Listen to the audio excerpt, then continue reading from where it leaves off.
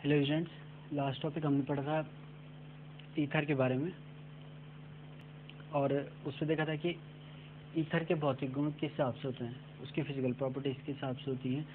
क्योंकि जो ईथर होता है वो हाइड्रोजन बॉन्ड बनाने में सक्षम नहीं होता है, तो ये अल्कोहल से अलग गुण दिखाता है। भौतिक अवस्था भी इसकी अलग होती है और बॉइलिंग पॉइंट भी इसके कम होता है।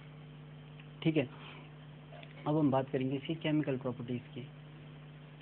तो केमिकल प्रॉपर्टीज जनरली हम बात करते हैं, जब हम केमिकल प्रॉपर्टीज़ की बात करते हैं तो ये रिएक्शन किस टाइप से देते हैं।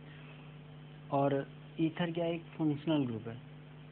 ठीक है, ईथर फंक्शनल ग्रुप है।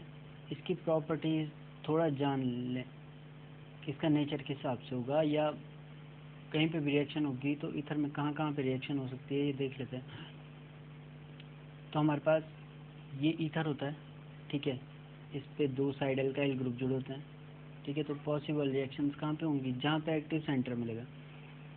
तो हमें एक्टिव सेंटर क्या दिख रहा है कि ये दो जो ऑक्सीजन के पास ये जो दो लोन पेयर हैं, ये एक्टिव सेंटर प्रोवाइड कराते हैं।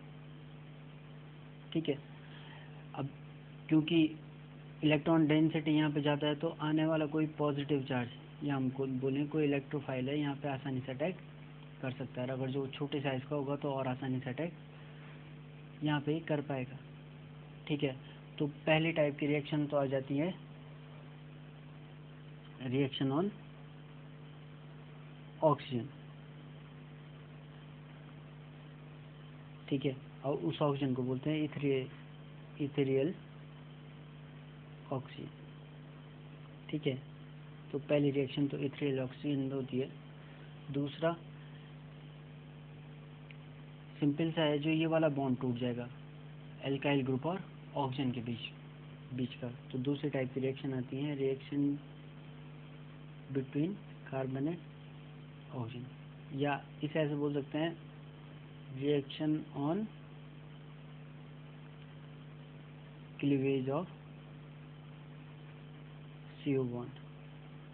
ठीक है, और तीसरा कि ये जो एल्काइल ग्रुप है, एल्काइल ग्रुप की प्रॉपर्टीज़ हम GOC में पढ़ रहे हैं कि ये इलेक्ट्रॉन डोनेटिंग नेचर के होते हैं। तो जितने ज़्यादा एल्काइल ग्रुप एक साइड जुड़ते जाएंगे उतने ज़्यादा इलेक्ट्रॉन डेंसिटी ऑक्सीजन पे बढ़ती जाएगी और ये ऑक्सीजन उतना ही ज़्यादा रिएक्टिव हो जाएगा। ठीक है, तो तीसरी टाइप की रिएक्शन होती है किसकी वजह से, रिएक्शन ड्यू टू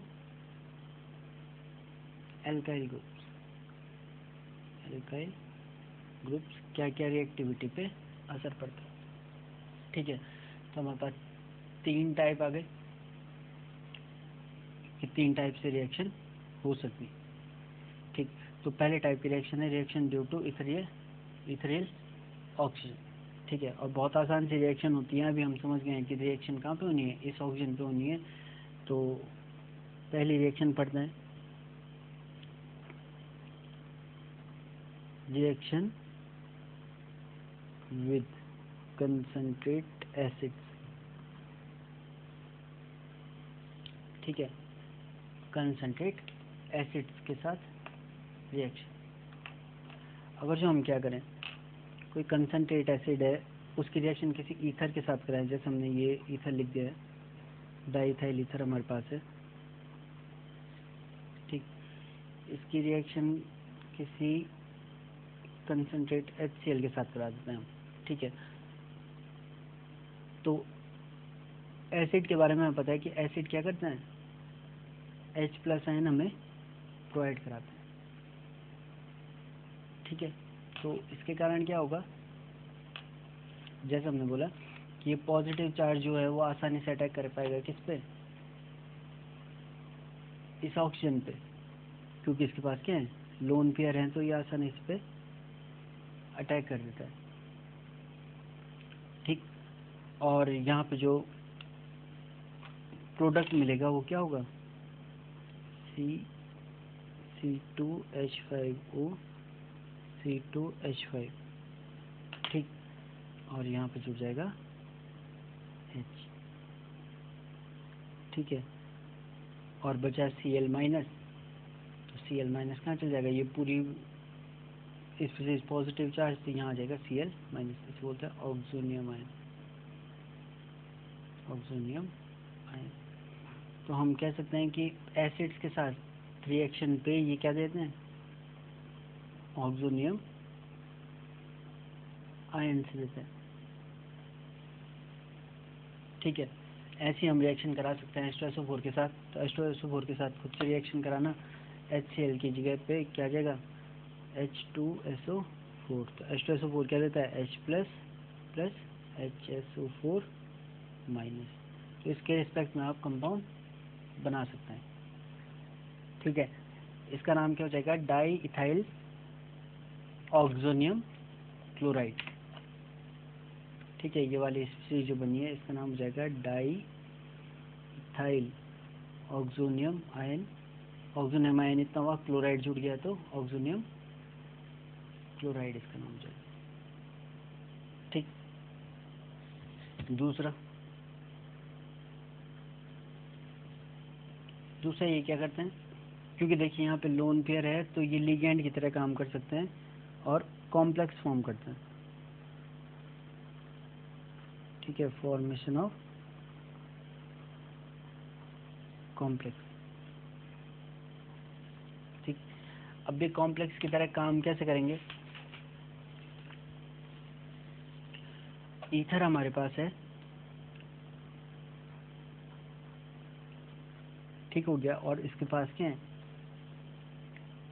ये लोन पेयर है। अगर जो हम इसके सामने कोई ऐसी स्पीसीज ला जाएं, देखिए कॉम्प्लेक्स के बारे में थोड़ा पहले जान लें कि कॉम्प्लेक्स किसे बोलते हैं, कॉम्प्लेक्स कंपाउंड्स, जटिल। कॉम्प्लेक्स मतलब कठिन होता है ना, तो आसानी से समझ सकते हैं कि कॉम्प्लेक्स कंपाउंड्स में क्या होता है, कोऑर्डिनेट बॉन्ड बनते हैं। ठीक है, और कोऑर्डिनेट बॉन्ड्स के बारे में पता है कि क्या होता है, एक स्पीसीज इलेक्ट्रॉन रिच होती है जो इलेक्ट्रॉन डेफिशिएंट स्पीसीज को अपने इलेक्ट्रॉन देती है। ठीक है, जैसे ए के पास इलेक्ट्रॉन ज़्यादा होंगे तो वो किसे देगा, बी को अपने इलेक्ट्रॉन डोनेट कर देगा। ठीक है, तो यहाँ पे क्या हुआ, ऑक्सीजन के पास अपने लोन पेयर थे। ठीक, कोई ऐसी स्पीसीज आ जाए जिसके पास लोन पेयर कम है या अपना ऑक्टेट पूरा नहीं है, जैसे BF3 में होता है, बोरोन के पास अपना ऑक्टेट पूरा नहीं होता है। इसे बना के भी देख सकते हैं, बोरोन के लास्ट में 3 इलेक्ट्रॉन होते हैं और फ्लोरीन के साथ एक कोवेलेंट बॉन्डिंग करके अपना ऑक्टेट पूरा करने के का प्रयास करता है। ठीक है, तो हम बोरोन के पास गिन सकते हैं 2, 2, 4 और 2, 6 इलेक्ट्रॉन। ठीक, तो ये बोरोन अपने इलेक्ट्रॉन पूरा करने के लिए कहीं बॉन्डिंग करता है, और उस बॉन्डिंग में भी क्या होता है कि ये सामने वाले स्पीसीज से एक इलेक्ट्रॉन पेयर को अपने ऊपर ले लेता है। ठीक है, तो सामने कंपाउंड क्या बनेगा, ROR PA3। ठीक है, तो यहाँ पे क्या हुआ है, ये इलेक्ट्रॉन पेयर डोनेट किया गया है बोरोन को, जिससे बोरोन का स्टक भी पूरा हो गया है। ठीक है, और ये जो स्पीसीज बनेगी ये कॉम्प्लेक्स स्पीसीज होगी। ठीक है, इसी को बोलते हैं कॉम्प्लेक्स कंपाउंड या कोऑर्डिनेट कंपाउंड। ठीक है, तो ऐसे ही ये बहुत सारे रिएक्शन दे सकता है, मेटल्स के साथ रिएक्शन दे सकता है और कॉम्प्लेक्स फॉर्म कर सकता है। ठीक है, तो ये 2 टाइप की रिएक्शन थी, ये किसके कारण हो रही है, ईथर या ऑक्सीजन के कारण। अगले हम बात करते हैं रिएक्शन के बारे में। तो जो हमने पहले देखा था, रिएक्शन ड्यू टू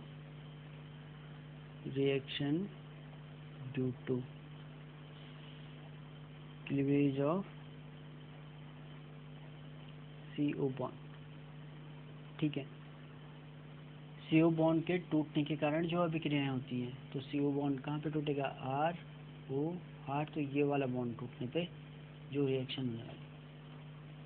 ठीक है, तो इसमें पहली रिएक्शन आती है reaction with hydrogen iodide HI। ठीक है, आसान सी रिएक्शंस होती हैं। ठीक है, और इम्पोर्टेंट भी हैं, कई बार पूछी जाती हैं। तो किसी भी ईथर की रिएक्शन जब हम किससे कराते हैं, हाइड्रोजन आयोडाइड से कराते हैं,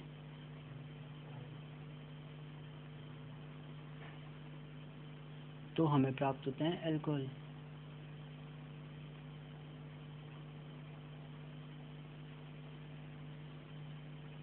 ठीक है, हमें क्या मिलता है यहाँ पे, अल्कोहल मिलते हैं ठंडे हाइड्रोजन आयोडाइड के साथ। हाइड्रोजन आयोडाइड कैसा होता है, एसिडिक नेचर का होता है। ये भी ध्यान रखने की जरूरत है कि हाइड्रोजन आयोडाइड क्या होता है, एसिडिक होता है। दूसरा, अगर जो हम गर्म हाइड्रोजन आयोडाइड के साथ कराएं तो तब क्या होगा, तो एल्काइल आयोडाइड मिलता है। ठीक है, Ri plus Ri plus H2। ठीक है, तो इतना समझ में आ गया होगा। अगर जो हम हाइड्रोजन आयोडाइड ठंडा ले रहे हैं, ईथर के साथ रिएक्शन करा रहे हैं, तो हमें अल्कोहल मिलते हैं। ठीक, और सेम ईथर के साथ अगर जो हम क्या ले रहे हैं, गर्म हाइड्रोजन आयोडाइड ले रहे हैं, तो आयोडाइड प्राप्त होते हैं। ठीक है, एल्काइल आयोडाइड प्राप्त होता है। ठीक हो गया। इसमें कुछ और कंडीशंस भी हैं। जैसे पहले आ जाता है, अगर हम पहली कंडीशन है if H I in excess. ठीक है, मतलब ये ज़्यादा मात्रा में हाइड्रोजन आयोडाइड, तब क्या होगा, ये रिएक्शन कुछ इस तरीके से हो जाएगी। कोई कंपाउंड हमारे पास है, पीएच मतलब बेंजीन रिंग, फिनाइल ग्रुप। ठीक है, इसकी रिएक्शन हमने हाइड्रोजन आयोडाइड से कराई, तो हमें क्या मिलेगा, कैसी रिएक्शन है, पहले वाली रिएक्शन की तरह। ठीक, तो पहले तो हमें क्या मिलेगा, अल्कोहल मिल जाएगा, CH3CH2OH प्लस PHCH2I, और फिर आगे यही रिएक्शन आगे बढ़ेगी और हमको मिल जाएंगे सारे आयोडाइड। ठीक है, जो अल्कोहल भी है वो भी कन्वर्ट हो जाएगा आयोडाइड में। तो ये रिएक्शन हमने कहाँ पढ़ी है, अल्कोहल वाले चैप्टर में पढ़ी कि अल्कोहल क्या होता है, हाइड्रोजन आयोडाइड की अधिकता में,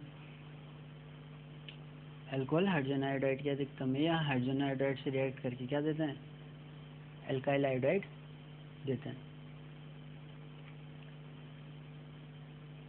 दूसरा, अगर जो हमारे पास मिक्स ईथर है,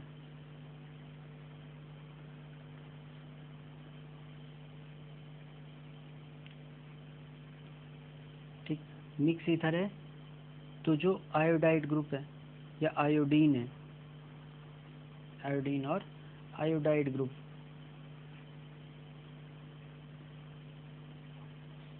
वो जाता है छोटे समूह की तरफ। ठीक है, वो छोटे समूह की तरफ चल जाता है। अब देखो, मिक्स ईथर किसे बोलते हैं, जहाँ पे हमारे पास ऑक्सीजन के दोनों तरफ अलग अलग समूह होते हैं। ठीक, इसका नाम हो गया मिथॉक्सी एथेन। ठीक, और इसकी रिएक्शन हाइड्रोजन आयोडाइड से कराएंगे ठंडे से, तो क्या होगा, एक साइड तो अल्कोहल मिलेगा और एक साइड आयोडीन मिलेगा। तो क्या कह रहे हैं, अगर जो मिक्स ईथर है तो उसमें क्या होगा, आयोडीन उस कार्बन की तरफ जाएगा जहाँ कार्बन की संख्या कम है या छोटा समूह जुड़ा हुआ है। तो इधर बड़ा समूह इथाइल ग्रुप है, इधर छोटा समूह मिथाइल ग्रुप है, तो आयोडाइड मिलेगा हमें क्या, methyl iodide plus CH3CH2OH ethanol. ठीक है, और ये होता है किसके कारण, स्टेरिक हिंड्रेंस के कारण, इसे बोलते हैं त्रिविम बाधा।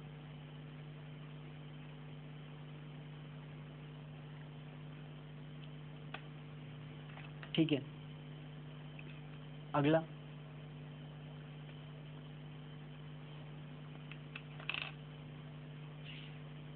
अगली बात करें हम तो अगर जो हम क्या करें किसी, और ये बहुत ही ज़्यादा इम्पोर्टेंट रिएक्शन है इसी में, कि एनिसॉल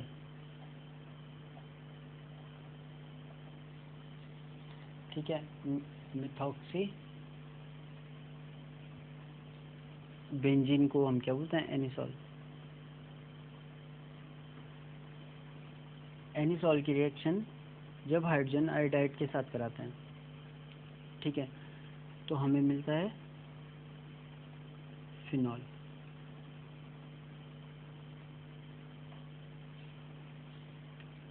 और साथ में CH3I। तो ये जो हमने पहले पढ़ा था वही रिएक्शन है, ठीक है। इसे बोलते हैं जिसेल मेथड।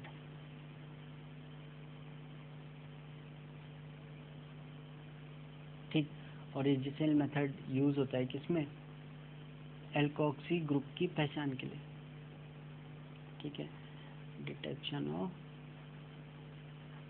RO या एल्कोक्सी ग्रुप, ठीक है। तो एल्कोक्सी ग्रुप की पहचान के लिए हमारे पास जिसेल मेथड यूज होता है, ठीक। और जो हम बात करें कि हैलोजनों की क्रियाशीलता क्रम, तो हमने बोला जैसे कि HI एसिडिक है तो ये ज़्यादा जल्दी रिएक्शन करेगा, उसके बाद Br फिर HCl, ठीक है। तो ये इनकी रिएक्टिविटी हो गई किसके साथ, ईथर के साथ, क्योंकि रिएक्शन कहाँ पे होनी है, ईथर या ऑक्सीजन पे होनी है, इसलिए, ठीक हो गया। अगली रिएक्शन आती है इसमें H2SO4 के साथ,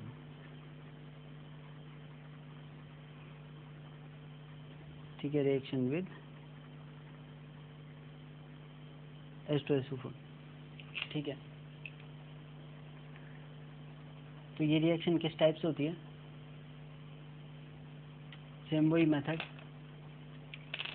कि हमने क्या किया, ROR, चलो मिक्स इथर लेते हैं कोई, RO R डैश, इसकी रिएक्शन कराई H2SO4 के साथ, ठीक है।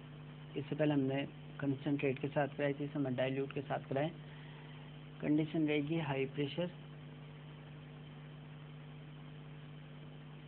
और हाई टेम्परेचर। तो इससे वही होगा, H2SO4 है तो एसिड देगा, एसिडिक हाइड्रोजन देगा, वो यहाँ जाके बीच में जुड़ जाएगा और ये आगे कन्वर्ट हो जाता है किसमें, एल्कोहल में, ठीक है। तो सॉरी गलत हो गया, ROH plus R dash OH, तो हमें इसमें 2 मॉलिक्यूल मिल जाएंगे। अगर जो हमारे पास कुछ इस टाइप से है, इधर डाईमिथाइल ईथर है और इसकी रिएक्शन हमने डाइल्यूट H2SO4 से करा दी, तो हमें क्या मिलेगा, 2CH3OH,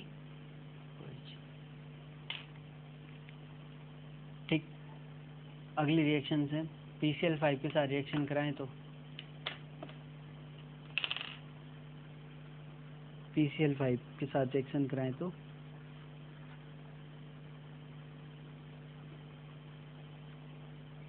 क्या मिलेगा। तो PCl5 के बारे में हमने बताया था कि PCl5 क्या होता है, क्लोरीनी कारक होता है, क्लोरीन जोड़ता है मॉलिक्यूल में। तो हमारे पास क्या है, ROR, कोई फिर से इधर हमारे पास है, इसकी रिएक्शन हम PCl5 से कराएंगे तो सीधा खेल है, क्या जुड़ने वाला है, क्लोरीन जुड़ने वाला है इस एल्काइल ग्रुप पे भी और इस वाले पे भी क्लोरीन जुड़ जाएगा और हमें 2 मॉलिक्यूल एल्काइल क्लोराइड मिल जाएंगे, ठीक है। और साथ में UCl3 फॉस्फोरिक क्लोराइड, ठीक हो गया। अगर जो हम इसी को आगे बढ़ाएं तो अब थोड़ा रिएक्शन समझ में आ रही है, कहाँ पे होने वाली है रिएक्शन, इस हम पढ़ रहे हैं टॉपिक क्या, ये रिएक्शन कहाँ पे हो रही है, RO बॉन्ड में, ठीक है, या कार्बन और ऑक्सीजन के बॉन्ड में ये रिएक्शन हो रही है, ठीक है। तो ये बॉन्ड टूटने वाला है। अगली रिएक्शन अगर जो हम देखें, reaction with derivative of acid, derivatives of acid, acid के व्युत्पन्नों के साथ अभिक्रिया, एसिड डेरिवेटिव्स के साथ रिएक्शन। तो एसिड डेरिवेटिव के साथ रिएक्शन कराएं तो कोई ऐसे डेरिवेटिव एसाइल क्लोराइड होगी, जैसे हमारे पास CH3COCl के साथ रिएक्शन कराएं तो क्या मिल सकता है। एक बार कंपाउंड खुद से बना के देखना, उसके बाद चेक करना कि कंपाउंड क्या बनेगा।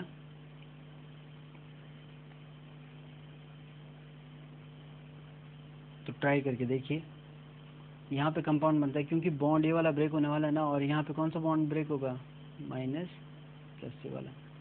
ठीक है, ऑक्सीजन माइनस ये प्लस, तो माइनस प्लस एक साथ, माइनस प्लस एक साथ जुड़ जाएंगे तो क्या बनेगा, RCl plus CH3COOR, alkyl acetate, alkyl acetate. ठीक हो गया। तो सिंपल सी रिएक्शन है, प्लस माइनस बनाओ और जोड़ते चलाओ। वैसे ही यहाँ इधर भी है, यहाँ पे प्लस सॉरी इसमें माइनस, ये प्लस, PCl5 में क्लोरीन माइनस होगा, फॉस्फोरस अपने आप ही प्लस हो जाएगा। तो जो माइनस वाला क्लोरीन है वो यहाँ जोड़ दो, बाकी फॉस्फोरस से जोड़ दो। ये रिएक्शन उसी टाइप से आगे बढ़ती रही। ठीक है, अगली रिएक्शन आती है इसमें, reaction due to alkyl group. जैसे हमने तीसरे टाइप का पढ़ा था ना कि एल्काइल समूह के कारण भी अभिक्रियाएं होती हैं। तो reaction due to alkyl group. ठीक, तो एल्काइल ग्रुप के बारे में हमें पता है कि एल्काइल ग्रुप क्या होता है, आसानी से रिएक्शन नहीं देता, और अगर जो ये रिएक्शन देगा भी तो फ्री रेडिकल रिएक्शन देता है। ठीक है, कैसी रिएक्शन देता है, फ्री रेडिकल रिएक्शन देता है। अब फ्री रेडिकल रिएक्शन देता है जब एल्काइल ग्रुप, तो ये किसकी उपस्थिति में देता है, सनलाइट या हाई टेम्परेचर। ठीक, सनलाइट या हाई टेम्परेचर में ये एल्काइल ग्रुप रिएक्शन देता है। ठीक, अब होता क्या है, तो पहले टाइप की रिएक्शन आप कहीं भी पढ़ेंगे, अगर जो कहीं पे रिएक्शन आएंगी कैसे कि एल्काइल ग्रुप पे रिएक्शन होने वाली है जी, तो ये हमेशा फ्री रेडिकल रिएक्शन होंगी, और पहली रिएक्शन आ जाती है इसमें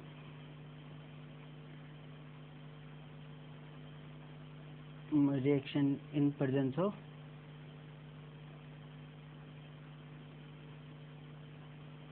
ऑफ सनलाइट एंड एयर। ठीक है, सूर्य के प्रकाश और हवा की उपस्थिति में अभिक्रिया। तो कोई ईथर हमारे पास है,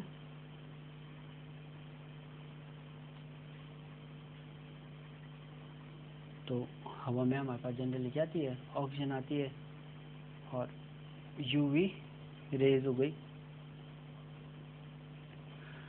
जब ये रिएक्शन करेंगे तो हमारे पास कुछ इस तरीके से कंपाउंड मिलता है, CH3CH2OCH और फ्री रेडिकल रिएक्शन होगी तो ऐसे में पेरोक्साइड फॉर्म होता है।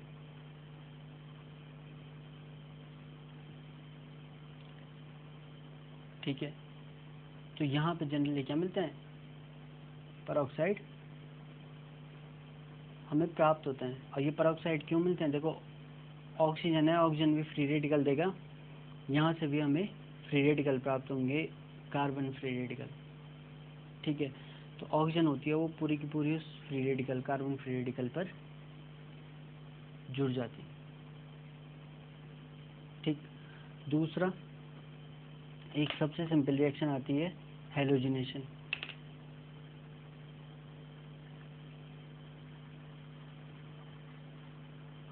हेलोजिनेशन या हेलोजनीकरण, हेलोजन का जुड़ना। ठीक है, और ये रिएक्शन भी किस में होती है, सनलाइट में होती है। अगर जो हम कोई ईथर ले लें,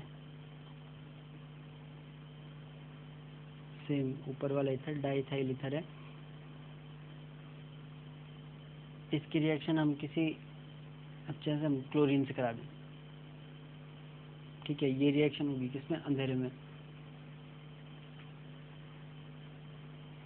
तो ये भी फ्री रेडिकल रिएक्शन के थ्रू होगा और क्या हो जाएगा हमारे पास, कुछ इस तरीके से कंपाउंड मिलने शुरू हो जाएंगे।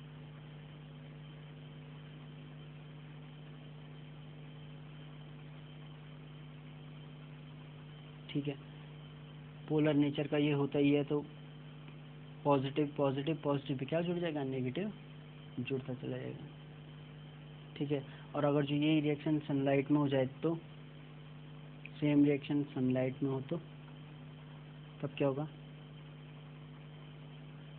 तो ये जो क्लोरीन है ना पूरा के पूरे हाइड्रोजन को यहाँ से हटा देगा, तो कंपाउंड हमारे पास कुछ इस तरीके से प्राप्त होगा। CH, सारे हाइड्रोजन हट जाएंगे और उनकी जगह पे क्लोरीन जुड़ जाएगा।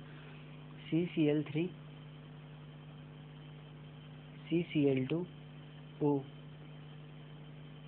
CCl2 CCl, इस तरीके से कंपाउंड हमारे पास मिल जाएगा। ये रिएक्शन आपने पढ़ी भी है, किसकी तरह है ये रिएक्शन, जैसे किसी एल्काइल ग्रुप की रिएक्शन या एल्केन की रिएक्शन जब हम किससे कराते हैं, क्लोरीन से सूर्य के प्रकाश की उपस्थिति में कराते हैं, तो क्या होता है, ये एल्काइल हैलाइड में कन्वर्ट होना शुरू हो जाता है, और तब तक ये कन्वर्ट होता जाता है जब तक कि सारे हाइड्रोजन ख़त्म ना हो जाए।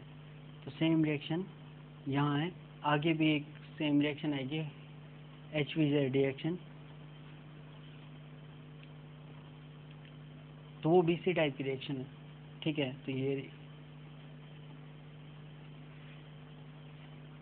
रिएक्शन यहाँ पे जाके ख़त्म हो जाएगी जब कार्बन टेट्राक्लोराइड हमें प्राप्त होगा। ठीक है, तो वैसे ही ऊपर वाली रिएक्शन है हमारे पास, हेलोजिनेशन होगा, तो सारे के सारे हाइड्रोजन जब तक ख़त्म नहीं हो जाते तब तक ये रिएक्शन चलती रहेगी। ठीक, तो हमने तीनों चीज़ों के बारे में पढ़ दिया है कि जो ईथर होते हैं वो 3 टाइप से रिएक्शन देते हैं।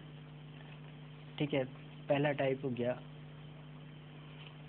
कहाँ पे, ईथर ये ऑक्सीजन पे रिएक्शन होगी। ठीक है, RO के ऑक्सीजन पे रिएक्शन होगी। दूसरा कार्बन और ऑक्सीजन के बीच पे रिएक्शन होगी, और तीसरा एल्काइल ग्रुप पे रिएक्शन होगी। जब एल्काइल ग्रुप पे रिएक्शन होगी तो इस पूरे ग्रुप पे कोई असर नहीं पड़ेगा। ठीक है, और लास्ट टॉपिक देखते हैं हम, यूजेस ऑफ ईथर। देखो हमने जितना भी पढ़ा है वो सारा किसके लिए पढ़ा है, इस यूज के लिए पढ़ा है। ठीक है, तो हमें पता होना चाहिए कि ईथर यूज होते कहाँ हैं, ऐसे नहीं कि पढ़ के छोड़ दिया और पता नहीं किया कि असल में जो चीज़ हम पढ़ रहे हैं वो कहाँ यूज़ हो रही है। तो सबसे पहले तो है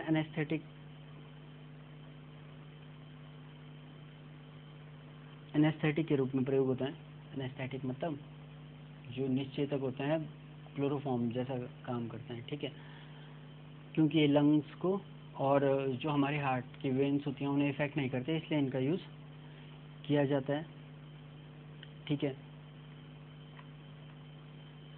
दूसरा कूलिंग एजेंट की तरह। ठीक है, रेफ्रिजरेशन में। अगला सबसे ज़्यादा यूज़ होता है इसका सॉल्वेंट की तरह। ठीक, ऑर्गेनिक सॉल्वेंट की तरह यूज़ होता है, जहाँ पे हम इसमें क्या कर सकते हैं, फैट, ऑयल, रेजिन, ठीक, ग्रिग्नार्ड एजेंट, इन्हें घोल सकते हैं।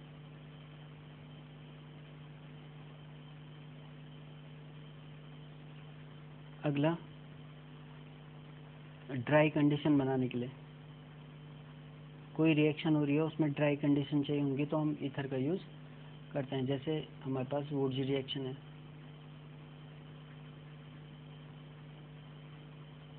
तो वुडजी रिएक्शन में देखेंगे हम, या कई नेम रिएक्शन आएंगे उनमें हम देखेंगे कि हम ईथर का यूज़ कर रहे हैं। अगला स्मेल्स, अलग अलग टाइप की स्मेल बनाने में, जनरली परफ्यूम इंडस्ट्री में। ठीक है, 2 चीज़ें यूज़ होती हैं परफ्यूम इंडस्ट्री में, एक अल्कोहल होगा और एक ईथर होगा। ठीक है, तो इससे अलग अलग टाइप की स्मेल्स बनती है। अगला नेटेलाइट।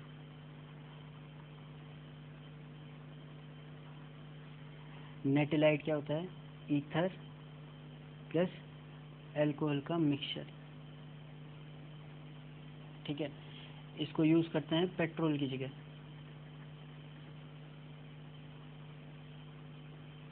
ठीक है, तो नेटेलाइट हमारे पास क्या हो गया? ईथर और अल्कोहल का मिश्रण हो गया। वैसे ही diisopropyl ether, diisopropyl ether, ये यूज होता है हमारे पास कहाँ?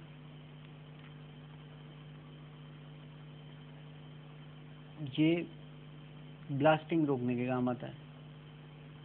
ठीक है, पेट्रोल जो होता है, पेट्रोल आसानी से आग पकड़ लेता है, तो डाई आइसोप्रोपाइल ईथर क्या करता है? इसके आग पकड़ने की क्षमता को या ज्वलनशीलता को कम कर देता है, फ्लेमेबल नेचर को ये कम कर देता है। ठीक है, तो यहीं पे हमारे पास ये चैप्टर ख़त्म होता है मेरी तरफ से। बाकी आप इसके और ज़्यादा यूज लिख सकते हैं तो लिखिएगा, और लगातार जुड़े रहिए। धन्यवाद।